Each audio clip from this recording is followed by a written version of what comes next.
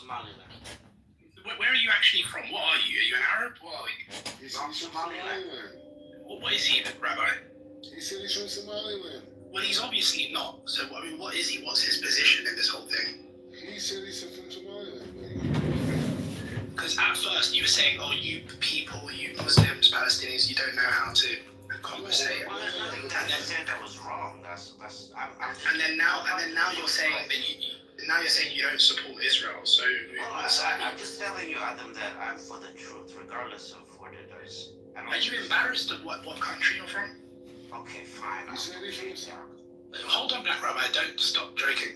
So are you embarrassed? Why don't you look at my profile to find out? He said he's from Kenya. He said he's from Kenya. He's not Kenyan. He's not African. All right, let's move on. Let's get back to it. Unless, hold on, what? Like, is he? I really couldn't tell you what he is. Is he Ethiopian? No, I don't know who anybody is. Well, we talk about the subject. You're getting away from the topic. I just don't understand people that have nefarious intentions. Like, there's you no want to nefarious intention. The truth of the matter is, Arabs and Muslims are shit. They don't know how to get. Yeah, so what are you? They're incapable of ruling themselves. That's why the Turks ruled them for many years.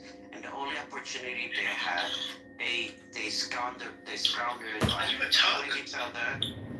Doesn't matter what I am. I'm telling you what it is. Of course it matters. You're making commentary. Hold on. You're making commentary on other people, right?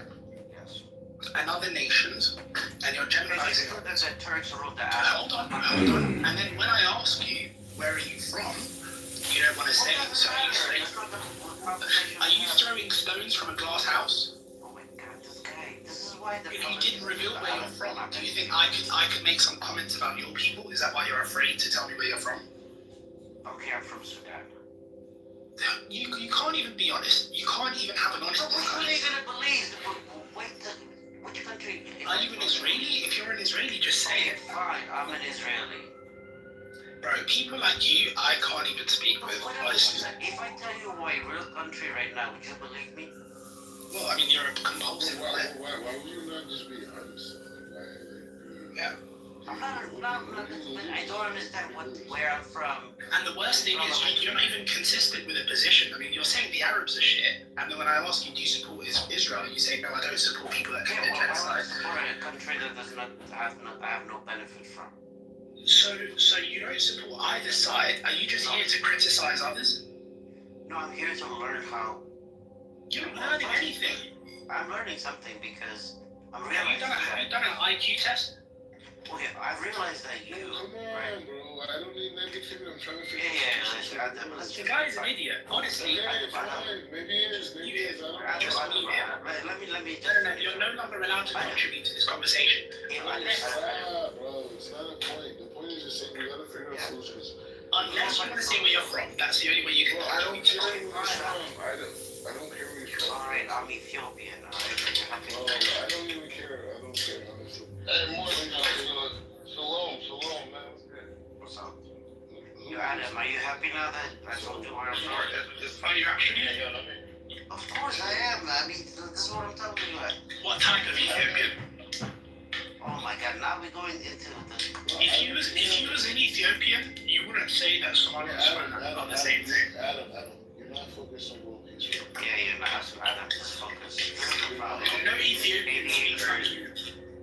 This is the mind of the Muslims. And earlier you said the Arabs are in. Earlier you said the Arabs are in.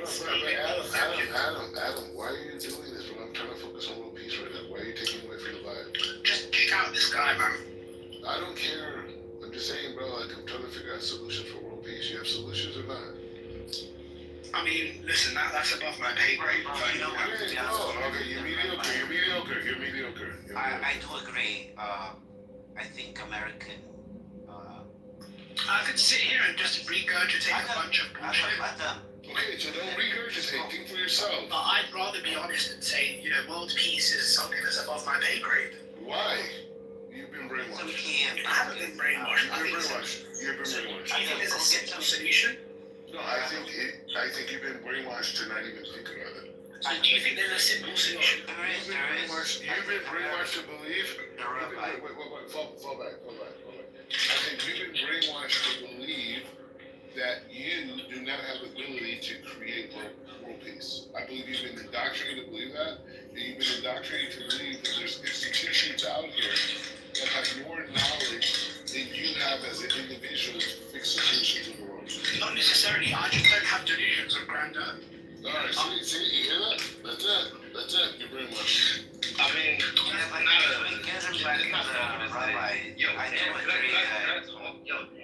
One second more. Let me just. wait, can I just say hello? Yeah, 5 seconds. 5 seconds. 5 seconds. Y'all had This guy's an idiot. 1,000 seconds before this entire Go ahead, serious. Go ahead. Alright, well, you got the admins. You got it. Alright, so here's the thing, Rabbi. I think the only way we're gonna have peace in the Middle East is to complete Come on, we're people. talking about peace in the world. Peace in the world. Well, it has to start in Gaza, right? It has to No, it start. doesn't. No, it doesn't. I'm saying, Why how not? do we create peace in the world? Well, I think the first step would be all the Muslims converting to either Christianity or Judaism. Yeah, all right. Next. That's not so. I'm telling you, man, just kicked him out. He's an idiot. Hey, No, that's Bro,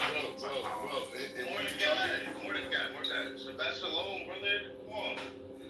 bro, what you got, bro? Join in, bro. You not gonna shalom me back? What the fuck? What? Bro, I said shalom. Bro, first of all, Shabbat is over. Do you know what I realized, Black Rabbi? You just have trolls in your rooms. That's the only people that join your rooms. Bro, don't. I'm not trolling. I'm trying to be friendly, grinning. I I didn't say shalom so much. I know him. But you're not gonna shalom me back. I have. Bro, I said shalom, bro. I'm trying Okay. to figure out solutions for world peace right now, bro. Can I get a free Palestine? Bro, there's people dying right now, bro. Okay, you're not gonna. Free Palestine from Hamas. There you go. And free Palestine from all the hateful Palestinians who are ruining life for everybody else. You've been offered a state multiple times. You don't want a state. You want destruction of Israel. I live in the United I'm saying you, the free Palestine people, because there's been multiple offers. You got it. You said no. So let's move on. Oh yeah, it's incorrect. Yeah, What's incorrect? I don't know. Read Elon Musk. Read Shlomo Zed. Like read somebody Right. else. Like, Read Bill Clinton. Yeah. Read Bill Clinton. They were offered a state in 2000 at Camp David. They said no. This history. This is not a good faith conversation that you're having. Oh, I'm not having a good faith conversation? Tell me why. Wait. Why is it not good faith? Yo, relax. You're interrupting me. You interrupted before I could finish. Okay.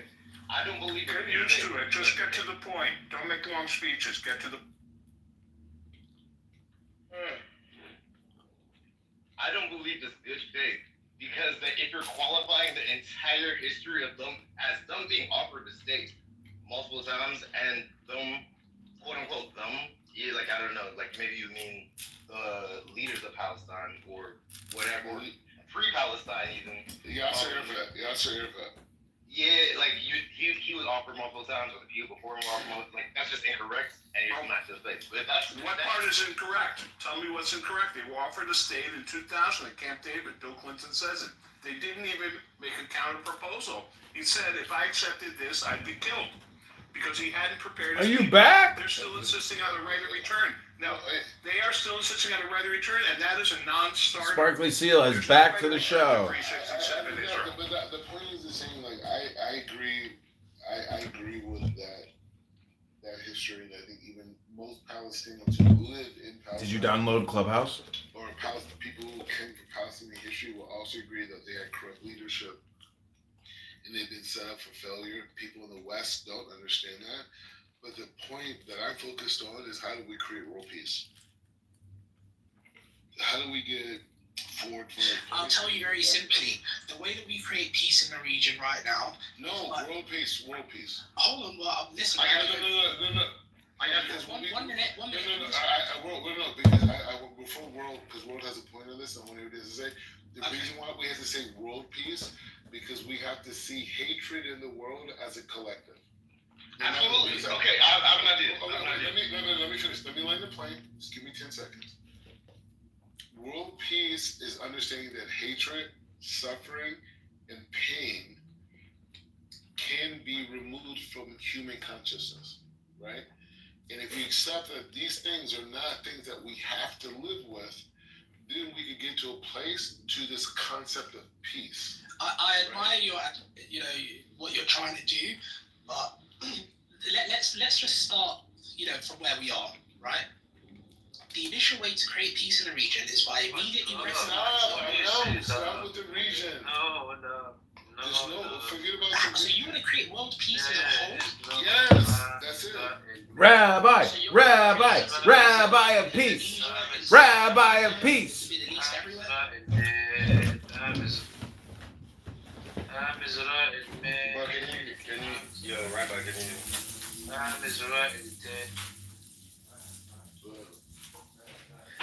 As I was saying, right, immediately recognize Somaliland as a sovereign nation.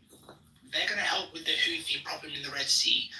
They may potentially relocate some Palestinians over there, and America will have a base right on the Red Sea. That is how you create peace in the region for the time being. Immediately recognize Somaliland as a sovereign, independent nation, free from the terrorist state Somalia. Bruh, y'all gotta chill. Y'all gotta fix that shit. There's too many wars in Africa.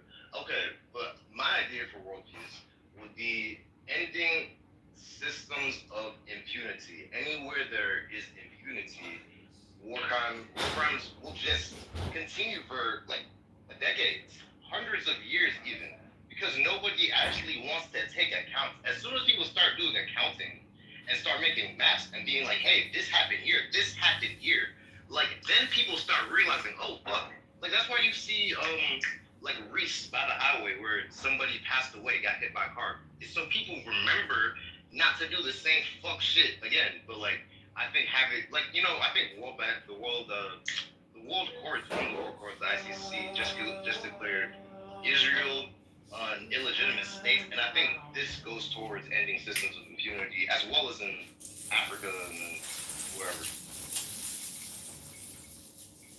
Like I think that's something that like hasn't been talked. I don't know. Like the Congo, like there's. First of all, Sub-Saharan Africa and the Horn of Africa are entirely different spectrums and entirely different political landscapes. So we need to stop sort of generalizing Africa as one, because the people in the Horn of Africa and the people in North Africa are entirely different to the people in North or South Africa. Adam, really quick. They don't even consider themselves black. No. Okay, fair enough. Are you black though? Like what? No, I'm not black. No, I'm Cushitic. And I've got family from Saudi Arabia and the Horn of Africa. Okay, fair enough. Yeah. But the point is saying like even by this, it's saying my point is just saying like.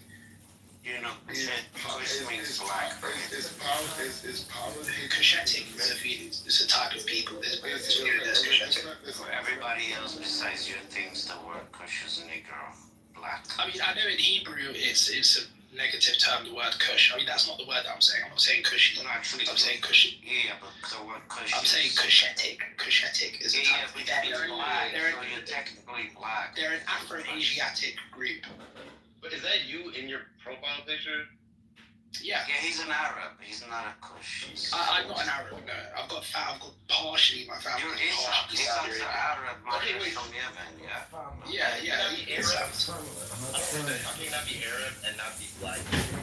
You said a part of And he's Kush on top of that, which means black. It's like so confusing. No, do you know what the Isaac people are?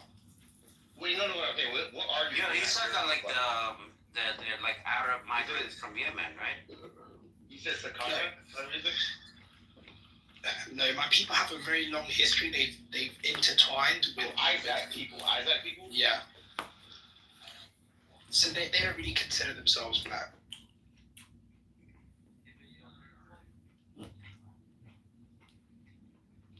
Yeah, I mean, black too is black. Could you explain? Okay, how about peace in Somalia? Hello, new speaker on stage. Put me in the queue, Dr. Rabbi. You just came up from the queue. I'm saying put me in the queue, because Dr. Rabbi's smoking weed. I can hear him hitting his butane torture as he blazes. Yo, shut up, bro. Shut up. Don't tell me to shut up. That's not very polite of you. Hold on, doctor. Okay, well, go on.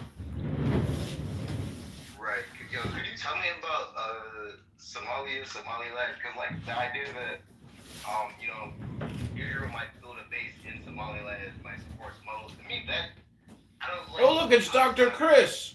Maybe you should put a shirt on, you fucking faggot. Name in Djibouti. I mean, they hold about 11 different military bases from. Yeah, one more China. Yeah, China, America, Saudi Arabia. They've got all, every type of country there. The reality is this, right? Somalia is a failed state. They have been a failed state since the 80s, right? Or even before that. They haven't hosted a one-person, one-vote election for over 60 years. Right? They barely control the capital city, Mogadishu, let alone the rest of the country.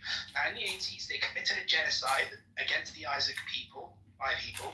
200,000 people ended up losing their lives. In 91, Somaliland reclaimed their independence, which they already had from June 26, 1960. Israel was actually the first country to initially give us recognition, along with the US, the UK, and whatnot. We went into an unratified union with Somalia, which then ended in a genocide. Now, since 91, Somaliland has their own borders, their own currency, their own government, their own elections every 5 years. No Al-Shabaab, no piracy, none of that nature, whereas Somalia is in complete chaos. So what's happening at the moment is Somaliland's in the headlines as they are the only stable, reliable partner on the Red Sea, on the entrance of the Bab el-Mandeb Strait, which about 17% of all world trade ships pass through, right, which is currently getting bombarded by the Yemeni Houthis across the Gulf of Aden. So now the Trump administration and other Western countries are considering re-recognizing Somaliland as an independent state, and that's where we are now. But what do you mean? They've already been recognized. You just said so yourself. Yeah, they were recognized in June 26, 1960. They then went into an unratified union with Somalia, which ended up with a genocide. And unfortunately, the Democratic Party, pretty much all leftists around the world operate under a one Somalia policy, similar to the one China policy. Whereas now the tide is slightly shifting that Trump is in power.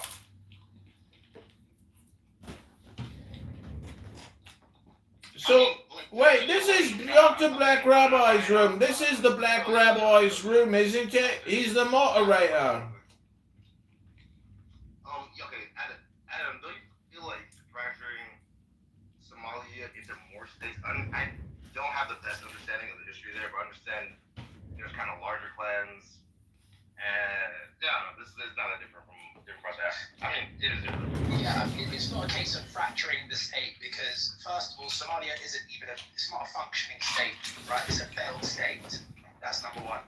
Number two, Somaliland is not a successionist country. They're looking for re-recognition. They were already recognized previously. If you go back in time, Somaliland wasn't colonized. They were British protectorate, whereas Somalia was colonized by Italy. So they have completely different historical accounts. And thirdly, Somalia holds no power over Somaliland as we speak. No Somali president has stepped foot into Somaliland in 34 years. They don't do anything for Somaliland. They don't contribute to the security of Somaliland. If anything, they're the biggest enemy. So I wouldn't really call it fracturing the state. There is no state to begin with. Are y'all related at all to the other part of okay, why do y'all have the same name? Okay, you know what I'm saying? Yeah, so back in the day, we were British Somaliland. Somalia, modern day, was Italian Somaliland, and Djibouti was French Somaliland. So they were all called Somaliland for some fucking reason, right? So that's where the name came from. But the actual people are not related. The Isaac people are not even remotely related to the Somali people. They have completely different DNA, completely different.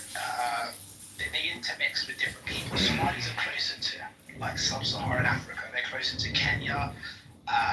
What is this, a eugenics room? I thought that we were talking with the Black Rabbi here. 1 minute, please. So Somalia is closer. When you saying that, are you talking about the Rad, the Halid? Yeah, that's right. Yeah, the Hawis, the Darod. Those people. So every other clan basically is so the Darod. The dierods are slightly Why different. do you people have plus signs in your profiles? Are you part of like a collective or something? So the dierod people are slightly different. They also Hello? have slightly- Moderator, can we please have some moderation? These two will go on forever with their bullshit tribal discussion. It's not interesting and no one cares. Please move I on. think you're in the Matrix. I think he's in the Matrix. Yeah, I can't even hear it. I mean, he's kind of making a good point. Adam, my question to you is just like, do you have power in the legislation? Like, he's personally. Yeah, I mean, my father was in the government for 20 years. I've got ties with the current president and the previous president. So yeah. What does that mean you have ties? What does that mean you have ties? Well, I mean, I can go for a lunch with them if I wanted to. Okay, that's interesting. Okay, I'm here right now as we speak. okay, so what's the GDP of I mean, it's not a recognized country, so our main sort of economic. It doesn't have a GDP? Or? It does, but it's fairly low because, like I said, it's not. 3 million? I don't know. It's really low because we're hold on. Can I finish, please? The international community still views it as a part of Somalia. So we suffer from the sanctions of the terrorist group, the terrorist state. I'm not judging. I'm just saying. Secondly, right now we've just built the port of Berbera, which is. Bro, I'm asking a simple question. What's the GDP? I mean, it's low right now. Come back. Okay, fine. It's low. What is it? Yeah, come back in 5 years. 200,000. It's 200,000. It's better than the African and American GDP. Yeah, it's low. African American GDP is 1.9 trillion I dollars. have an interesting question. Also, adding back, Adam, was there this level of clan violence? It's the one I'm talking about. Okay, but clan violence, pre-colonial, or like, and how did it So like prior to really that, again, happen this during the colonial? Adam, can you please answer my question? What is the GDP? I don't care what it is. Just I'm not judging you. It's about I don't- 2.7 billion. genuinely, like, Rabbi, I don't really know. You guys are doing 2.7 billion? Yeah, I don't know. roughly because it's they don't have a real currency, so no one can really like Yeah, we can't really measure it. You but they have a lot. What do you mean? You mean they don't have a real currency? What's the Because currency in Somalia? it's not internationally recognized country yet. Okay, what is the currency in Somalia? It's the It's shilling. shilling. Shilling? It's called a shilling? Shilling? Yeah, like basically $1 is a bucket full of shillings. No, for every dollar, how much is a shilling? Yeah, It's about 8,000 right now. Yeah, you need a bucket. 80,000. Yeah, Okay, 8,000. and how much is like a house cost in Somalia? Like 4 bedrooms? Surprisingly, yeah, but I mean, it goes up. You can find properties for up to like 400,000 USD. Basically, the rabbi, what you need is for every dollar, you need a barrel full of the Somaliland shilling. Not necessarily because they come in 5,000 notes. They come in a note of 5,000. So So is that better? for $1, you just need like 2 notes. Black Rabbi, I came to hear some Torah. Do you have 10 minutes for Torah? But World made an interesting question I want to answer. So We're trying to figure out. Can you please answer my question? yeah, so pre-colonial times, this actually the idea that they are separate countries. Yeah, Martha, Okay, I'm gonna let Adam go. Okay, I'm just saying. I just want to say to him. The point is the same. Right now, we're trying to figure out how do we create world peace, right? So Adam is coming with a perspective. He's talking from the Somali perspective, which is not a big perspective, but it's a still perspective. And we're trying- Yeah, I mean it's big. It's big when you look at the geographical location. It's No, massive. it is. No, it is. I'm just trying to talk to Doctor here. I'm saying we're trying to figure out world peace, right? So the whole discussion here, he's speaking. What I understand from Adam, he's saying if Somaliland was empowered, it would lead to world peace. Okay, I'm cool with that. World is speaking from an American perspective, very leftist, and so we're just trying to talk about world peace. The key is world peace. I don't want to talk about, World peace begins with Torah, wisdom.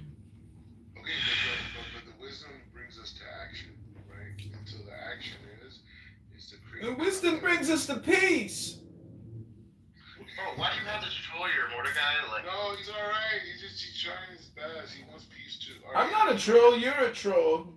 Adam, go ahead. Adam, talk about world peace. Yeah, so as I was saying, well, prior to colonial times, and this further perpetuates the idea that Somaliland and Somalia were never a country. Somaliland had their own empire, it was called the Ad of the Sultanate. It spread from Somaliland as we know it today to even parts of Eritrea and Ethiopia, whereas Somalia had their own thing going on. I can't even remember the name of it. But the reality is, it wasn't really any sort of clan warfare. We never interacted with the Somali people, specifically like the Hawiyas, those groups. The Dalrods are slightly different because they live in between us. So they live in between Somaliland and Somalia. I'm telling you, they're just gonna go on about their tribal bullshit all day long. Which is kind of like modern day Puntland, but they consider themselves a part of Somalia. So, and like you asked if there was a clan warfare. Yeah, and to what extent would it compare to what's going on in like There wasn't any. 80s? Why don't you fuckers just open your own room? You're clearly in some kind of a stupid cult with your stupid plus signs. So there wasn't any sort of clan warfare apart from when the dictator Siad Barre took over. And then he committed a genocide against Somaliland in the late 80s. And he even killed a lot of his own people. He was a fascist. He was a crazy guy. And he ended up being overthrown. It was actually the Somalilanders that overthrew him. What is this, a fucking history class? Black Rabbi, teach these schmucks some Torah. So yeah, I think personally the only way to find peace in the region, because if you look at the neighbours well, right, let's look at our neighbours as a Somalilander. You've got Somalia, famous state. You've got Ethiopia that's doing pretty well. The only issue is they're landlocked and they've got a massive population. And they've got their own internal issues going on, right, with the Tigray and the rest of them. Look at Eritrea, dictatorship. Look at what's happening in Sudan. Look at what's happening across the pond in Yemen, right? We're the only democratic nation in the entire region. There's no one else that the Western world can work with in that region. Absolutely not. Same thing, man. Damn. Yeah. You're bootlicking right now, bro. You're bootlicking. I don't know if that's true, but like I hear you.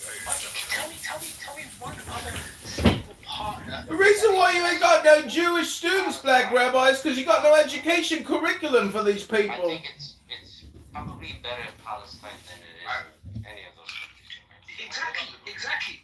There's no stable partner in the Horn of Africa region. Why don't you guys go create a geopolitical room or something? This is a room about love between Palestinians and Israelis. Do you understand? You're wasting everyone's time having your own private conversation. This is a public room. You gentlemen are talking about a very specific niche that no one is interested in. Go to your own private room and let Black Rabbi teach Torah. And just to confirm, well, Somaliland isn't looking to host an Israeli base. Yo, Adam, listen, I'm open the room. Add me back. Yeah, I've added you. Open the room. Alright.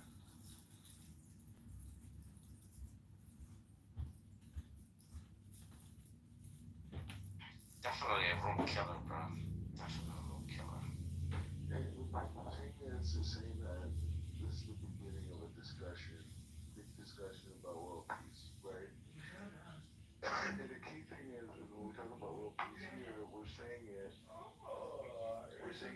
all people in the world are collective, right? No matter what kind of part of the earth it's on, all pain is connected. So if it's in Taiwan, if it's in Russia, if it's in Ukraine, if it's in Jordan, Israel, Gaza, whatever the it's all one collective idea. We have to figure out a way to kind of like get it out of this reality. Pain out of the for the word makshava, right? How do we get out of the mind, the thinking process of humanity, right? That's what we're trying to get to, right? So Yeah, well, that starts with being honest, right? I think that's the beginning of it. Like totally being honest. Yeah, I understand what you're saying is that you're saying it's about truth. In order to get to that place, you need to place of truth. Yeah.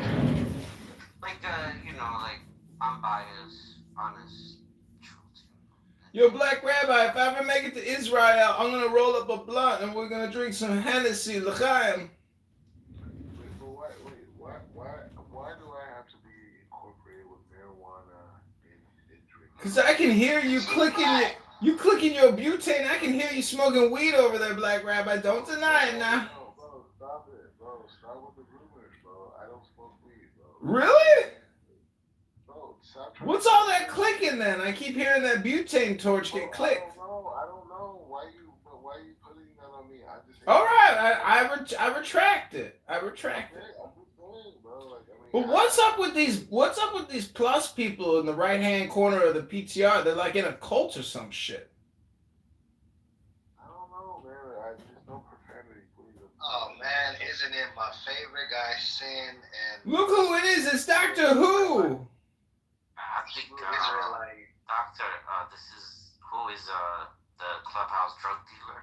Is he? What does he spread? Mind viruses? He sells everything, anything you want. He's the plug. Mostly, I know. Well, meth. I mean, I know your people like meth. Is that what, or heroin? Is that what your people like? All right, let's keep it kosher here. We're talking about how to create world peace, you schwartz, you fucking, you morons. Oh, okay. I don't like kosher salt. I like regular salt, buddy. Fuck. I didn't mean to say schwartz. I meant to say schmuck. I can say your people have the worst cuisine in the world. Who the fuck eats gefilte fish? Well, why don't you like Jewish delicacies? They're delicious. Chicken and Greenlands and chitlins and watermelon. That shit's fucking amazing, my friend. What are you talking about? Chitlins? Chitlins? What is a chitlin? What part of an animal? Where on the animal? Show me on the animal the chitlin. It's the fucking intestines. I ain't trying to eat that shit. Yeah, I'm good on chitlins. I'm good on tripe. Gentlemen, Good on Doctor, stomach lining. gentlemen, the Black Rabbi is trying to speak. It's his room. Let him speak. Go ahead, go ahead. No, this is the thing. The key focus right now is to be completely innovative.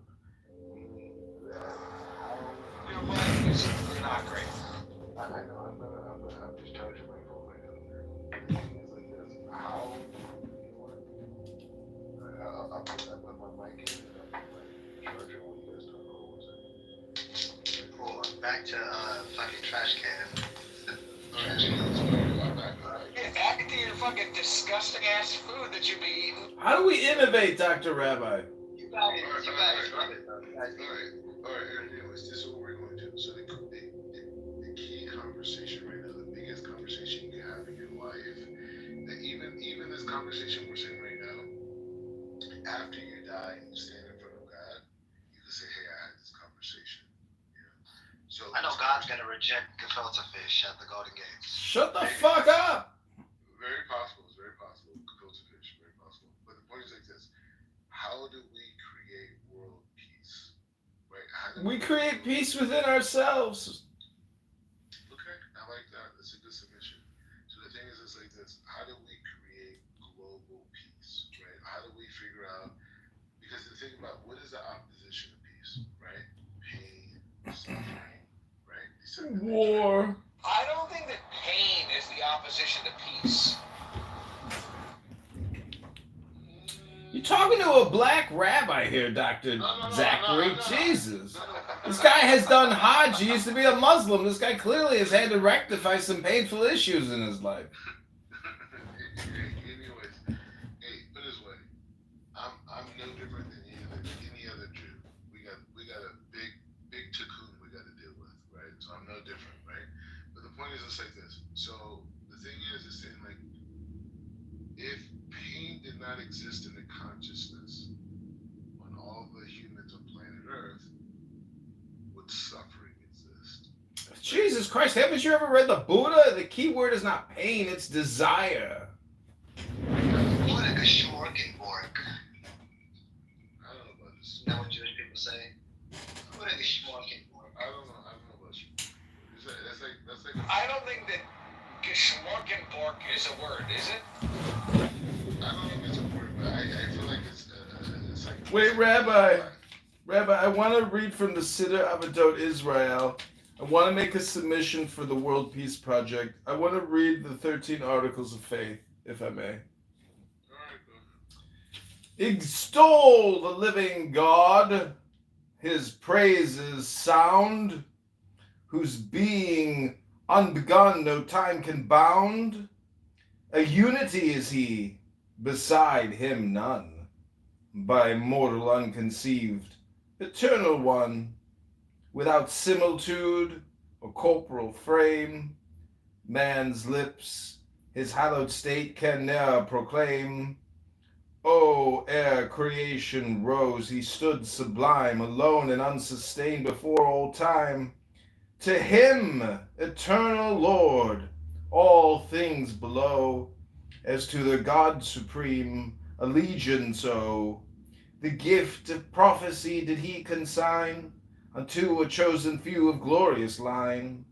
Yet like to Moses none in Israel rose, for whose rapt gaze himself did God disclose. The law of truth hath he his people given. Through him the prophet proved most true to heaven. His law God ne'er will change, whilst time shall be, nor alter in the least eternally. No secret from his gaze the heart unfolds. Who ere aught is begun, the end beholds. The good man he rewards with virtue's meed, and visits on the bad each wicked deed. Messiah shall he send when good shall seem to such as patient wait till he redeem. The dead shall grace divine to life restore. Blessed be his sacred name forevermore. I got struggling over you. No, he struggled with it. He said good. So, were those the 13 principles? Was it by Ramban or is that what you're saying? Doctor? I'm saying It's from the Sefer HaAvodot. I don't know if that's Rambam, but it's put into rhyme, and it's part of the morning prayers. Yeah, that's what I'm saying. It was unique. It was very. That's what I'm saying. It wasn't like the principles, but it was like the principles, but like said in like poetry. It was very interesting. Yeah, it's. I mean, I'm reading it like in an English way, but I think peace is really essentially an equation. And until people start reading words again and creating these mass equations, there will never be peace. I think the population from 1920 to 2020 has gotten horrible. It has degraded. The fact is, everyone is doom scrolling and reading memes, but the long equations are not there. They were probably very close to peace in 1920, and thus the World War broke out because the understanding of philosophy and the wisdom of God was profound. And even if you read Karl Marx, you can see how him and Engels were talking about the universal man, or essentially how every man is a prince. And unfortunately, we have been manipulated, I think, by, communication propaganda to essentially engage in this never ending struggle of war and profit making and manipulation. And, little books like The Safer, can keep you safer. No, there's something very powerful you just said that like, I feel like in a way changed my life right now. Is the idea of thinking about how wars break out, and really, if you really look at it, what was going on at that time, it could have been humongous intellectual and spiritual innovation. And the Satan creates a negativity to create war that we get blasted out of it. No one's thinking about it anymore. No one's thinking about the innovation. All we know is the war, the byproduct of the war. So like these First World War, Second World War, all these things are doing this. It's a massive time of enlightenment, right? And these wars come in, and it's by the dark side, right? And then this war creates this like violence between people, and then the whole generation forgets about the innovation. It's like you go to a party, right? And the party's so great, everyone's dancing, everyone's connected, the drinks are great, blah blah. And then some guy gets into a fight, right?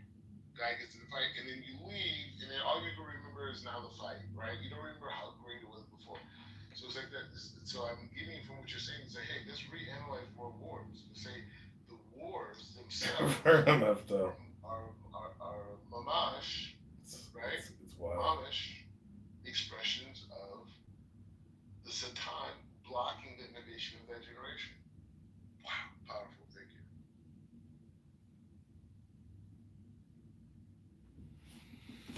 you. Yeah, I don't think people understand your perspective. Yeah, if you put the trucks down, you would have understood, you know. No, what I'm saying is I don't think people understand Black Rabbi's perspective. Like, you know, you're just a man.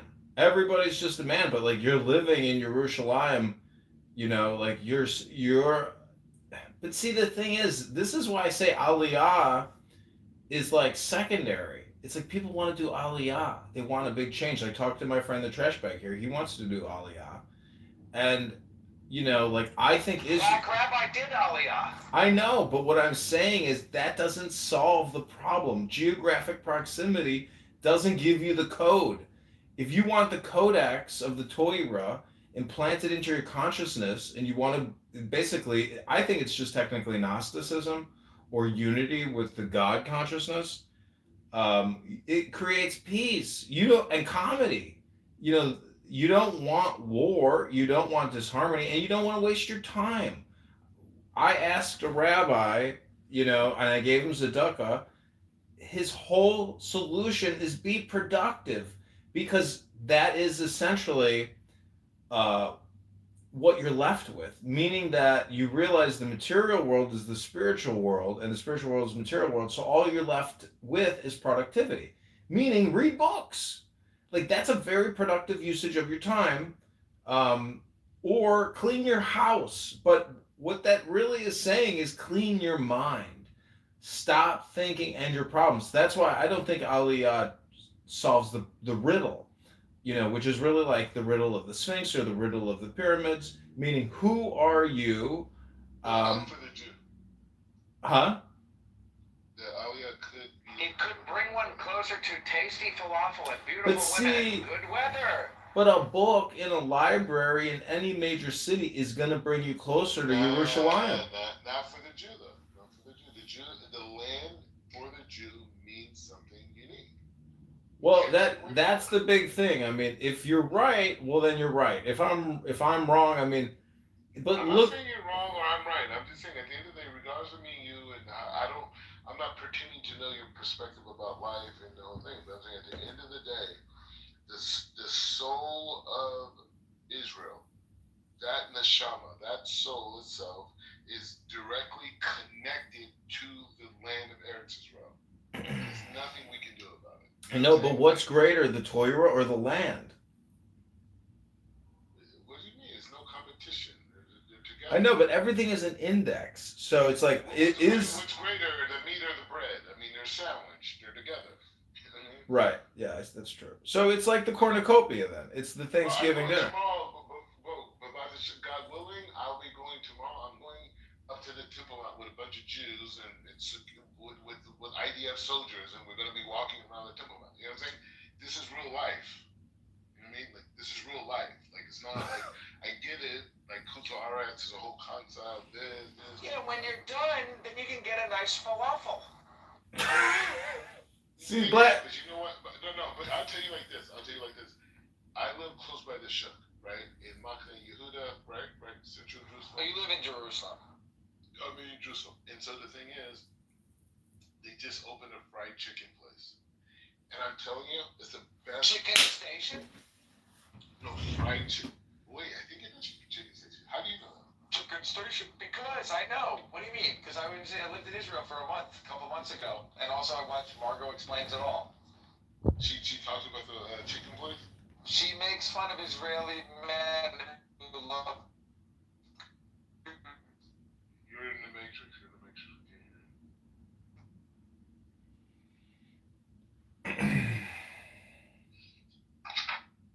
Anyways, the point is just saying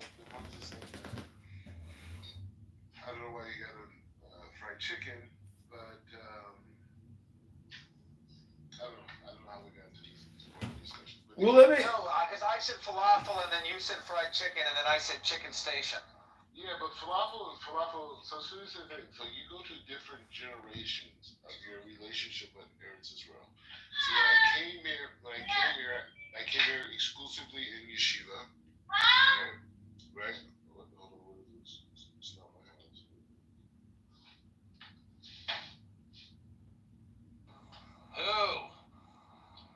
Who's unmuted? Yeah, I muted him. Anyway, so when I first came, this is the thing. So I came to Israel. I was in LA. I converted to Judaism. Oh, my bad. Was I unmuted? Sorry, guys. It's all good. I was in LA. I converted to Judaism in 2013, but my journey to Judaism started in 2003 when I started going to the Kabbalah Center in Los Angeles, right? So I got into Kabbalah Center, Kabbalah, came to Israel, this, blah, blah, blah. Came to Israel for Rosh Hashanah with the Kabbalah Center, whole thing, and I was like, wow. But it wasn't until like 10 years later that I converted to Orthodox Judaism. But I was at the Kabbalah Center and I left, and then I went. It was a whole big story. I'm saving a lot of time, like how I got there, who I met, and this whole thing. But I'm saying the point is the same. So I went that I converted to 2013, and I'm living in LA, whatever. And there's this like I changed a lot after I converted. I didn't realize it was gonna be such a change. And I got into politics. I wanted to like protest. You know what I mean? It's so Jewish looking back on it now, right? But I was just like wanting to like. I don't think it's Jewish. It was so Abraham. Like thinking about my journey. But anyways, the point is saying that then after I eventually ran for U.S. Congress in Los Angeles, it was a whole thing, and the rabbis in the LA community were like, hey, you should go to yeshiva for a little bit, and then come back, you help the community so much. I was like, you know what, I'm single, I had a breakup with this little girl, I thought I was going to marry, and so I went to Israel, and I went to yeshiva, and I started at Or Sameach, which is a big yeshiva in Jerusalem. And I was there for like 4.5 years, and I'm talking about like day and night. I'm talking about waking up, doing Netilat Yadayim, and grabbing a Gemara and walking to yeshiva, and not leaving until the sun is down. And that was like. Is that when you gained all the weight? Yeah, I did get a lot of weight there. No, but really truthfully, you know when I gained a lot of weight? When I got married. That's when I gained a lot of weight, because like the thing is, like when you get married, it's like you have like Shabbat at your house, right? It's like you and your wife, and it's like it's just you and her, right? And you have like you go out and you buy all this food, whatever. We're eating so much lamb, like almost like a kilo of lamb, like every Shabbos. You know what I'm saying? Why? I don't know, because it's just gluttonous. Why you just have a salad for Shabbos? Nah, I don't know. I mean, you can, but I'm saying. Yeah. I'm saying at that stage, that's where we were at. Hey, Black Rabbi. What else I did? Hey, did you see that deal? What did? Wills? Yeah, the 32 billion, man. Yeah, they got some money up there. Those boys make some big money on that Wills deal. Wiz. What's the word out there, man? Are they gearing up for what, man? Hey, what's the startup scene like out there? Wait. We're having a discussion. I know, but burrito money is more important, man. That's what you're in it for. Yeah, right? but you're having a discussion with white people, Black Rabbi. So if a black man wants to come in here and start talking about the deals or whatever, it's just a couple of white boys. What's up with all this? Anyways. My whole Shabbos here in Nakoa in Jerusalem was full of Ashkenazi. More insecure. Ashkenazi. The thing about I met this girl today, and I don't know what to say, but her dad is like one of the major rabbis in the UK. I don't want to say where, but the point is just saying, I was just like, you know what? And the thing about it, what's interesting about it is like she's a police officer here. And it was just like that could be an ideal situation. You know what I mean? But it's like, how do I figure that out? Like, me as a cop, the whole thing, like, how do I get that girl? You know what I'm saying? Anyway, we'll figure it out. Maybe the thing, but that's where I'm at. Anyways, but the point is what? Anyways, so the point is just saying that, so I came here in 2016, I came to yeshiva day and night, 4.5 years, and then I learned that other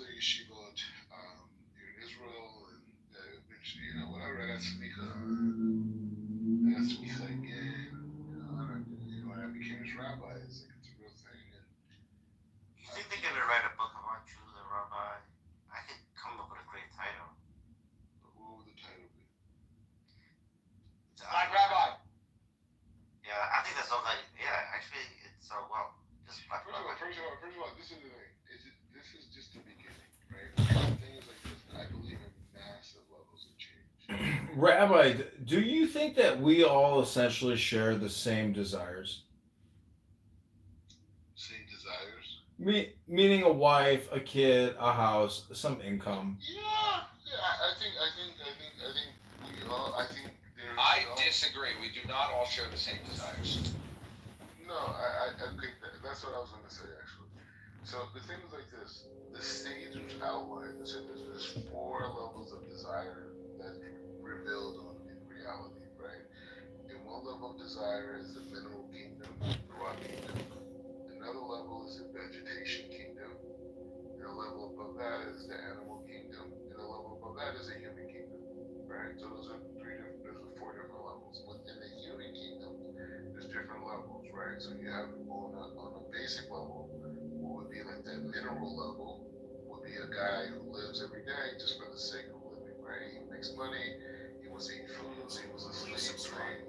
Have his intimacy, and do the same thing, and then he dies, right? And then you have a guy above that, which would be the vegetation level, which would be a guy who wants luxury, right?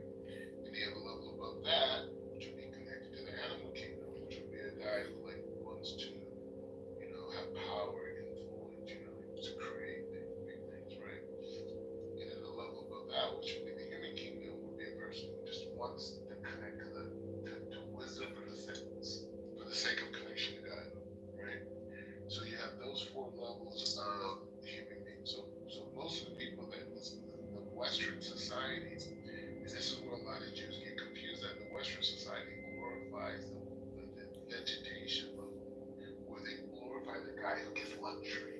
The guy who's not just a worker, but he's the owner of the business and he makes money and he has a big car and he has a big house and this whole thing, right? And so a lot of us Jews, we're living in Western society, we see such an emphasis on that level that we believe in it to the point that we believe at the level above that, which is this idea of the level of power and influence. We say, well, those are the elite. I may not be at the elite level, but I can work hard and reach the level of vegetation. But the real level. Vegetation. Wait, we're gonna get there. Wait, what y'all talking about? With the real level is a level of totally connected to wisdom, which is the human level, right? And that's the level of the Jew. The level of the Jew throughout history, Yaakov was connected to the level of complete, as we say in Yiddish, the Veikut, right? To Hashem, right? Complete clinging to Hashem, right? That's what Yaakov was holding at, right? And so we've been deceived to have the ambition of the world of luxury, right? We've been deceived. That's not our level. That's the level by the other nations. That's what they do. They need the luxury. We don't need the luxury. We passed those levels. We lived many lifetimes.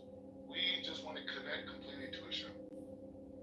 That's what we ultimately want. The Jew who says, I want to be a billionaire, he believes that is the mechanism to bring him closer to Hashem. Yeah, but may not know that. if you want to unite with Hashem and connect with Hashem, I mean, a lot of people on this app, they will debate endlessly and never come to any conclusions, and all they do is complain about words, books, and numbers. I'm talking to you. I may have came on this app just for this conversation right now with you. I'm talking to you as a Jew. Right? No, I know, but I'm saying, how do you connect with Hashem? It's got to be through the Word, which is a book. That's not even true. If you read the book that we have spent the most time reading, it doesn't even necessarily. I mean, the Tanya doesn't say read Tanya. If you read the Tanya, it doesn't say to meet God, read Tanya. No, I'm saying if you want to connect with Hashem, the wisdom in Tanya or Torah will help you get closer. I mean, that's why I say word is the only way to really try to get close to Hashem. Well, that's true, but wait, if I may, it's true that the word helps you get closer to Hashem. It's true that there is wisdom in Tanya, but my point is when you read the Tanya says, for example, control your anger. When you have an angry thought, push it out of your mind.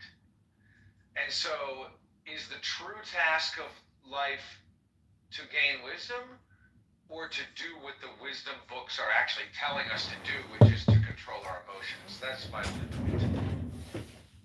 My point is, wisdom is in books, but when you read the wisdom books, they don't tell you continue reading books. They actually give you wisdom, which might even be like sit by a river, or love your neighbor, or control your anger, or whatever. You know what I'm saying?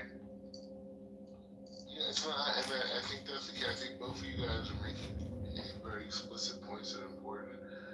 One point is that there is information and there is action, right? And I think